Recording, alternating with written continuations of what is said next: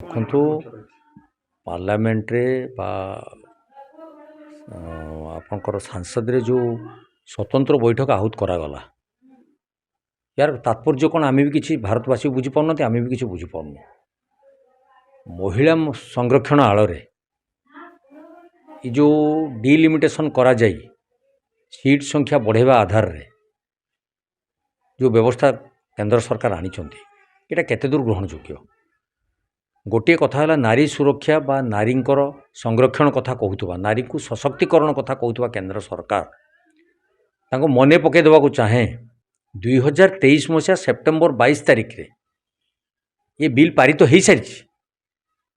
547 seat आधार संख्या रे 33% महिला संरक्षण पर ये बिल पारित हो सारी सत्वे कौन पाई केंद्र सरकार ताको चंचकता करी 2024 निर्वाचन रे कार्यकारिता न करी आनी 2026 मसीहा धरैछंती एवं जनगणति सरी नाही सीमा निर्धारण है नहीं पुनर्निर्धारण है नहीं कौ आधार सीट संख्या बढ़ावाई से व्यवस्था को चली आसुँच। तेणु नारी मानक छलनात्मक ढंगरे नारी मानक पछद पटरे रही 56 इंचर छाती कहूथुबा प्रधानमंत्री वर्तमान नारी मानक ओढ़णा तले रही ये जो हीन मानसिकता को नहीं गेम खेलुले संख्या आधार रे महिला मानक संरक्षण देबे जदि सेटा पास हो गला तेबे बाहाबा नेबे जदि पास नहला कांग्रेस माने अटकेले बोली से कहिबे। तेणु कांग्रेस संपूर्ण रूपे सहयोग करी 2023 मसीह 547 पार्लियामेंट जो सीट संख्या अच्छी से ही आधार रे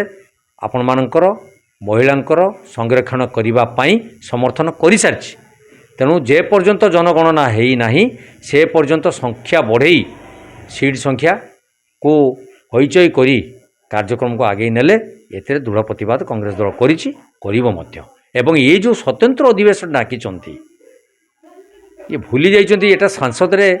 ये बिल काट खाई जाइछि पार्लियामेंट रे बिल काट खाई जाइछि। तेणु डबल इंजिन सरकार पुणी डबल धोका देवा गोटे व्यवस्था आरंभ करछंती। तेणु डबल धोका देवा जहाँ जना पड़ुछि जदि महिला नाम रे ये अधिवेशन डका जाइथिबो ताले ये छलनात्मक कार्यक्रम हो बोली जना पड़ुछि। जदि अन्य किछि व्यवस्था पाई स्वतंत्र अधिवेशन डाकी पारथांते विधानसभा रे तेबे निश्चित भावे एतरे कौन तिले मात्र कुंठा नहीं समस्ते सहयोग करेंगे। जदि महिला नाम रे कार्यक्रम को आरंभ करने आगे नापी आसवे ये संपूर्ण रूपे भूल कहीं ये जेहेतु पार्लियामेंट रे काट खाई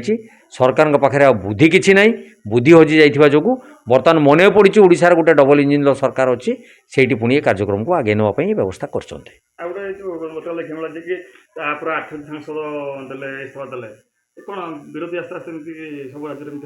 देखु से कथा को मु तो कहीपरि आप दलर तो मु सदस्य नुहे आप दल बाबर मंतव्य देवाटा ठीक हम ना किंतु ये घोड़ा बेपारी दल बोली सारा भारतवासी देखुं जड़े गोटे दल को भल पाई तार नीति आदर्श आभिमुख्यर स्पष्टवादी हो निर्वाचन लड़ी एवं लोक मैंने से दलर नीति आदर्श अनुपातिक भोट देइचंती परे जदि से नीति आ नैतिक हरई लोक मान विश्वास को जलांजलि दे अन्य दल में योगदान करती ताले समय आसिले लोक तार जवाब देवे। ये हूँ गणतंत्र ये हूँ संविधान व्यवस्था ये हूँ भारत वर्षर अधिवासी ये केतबेले काहाकू क्षमा देवे एवं काहाकू केतबेले आशीर्वाद करिवे सेटा समय ही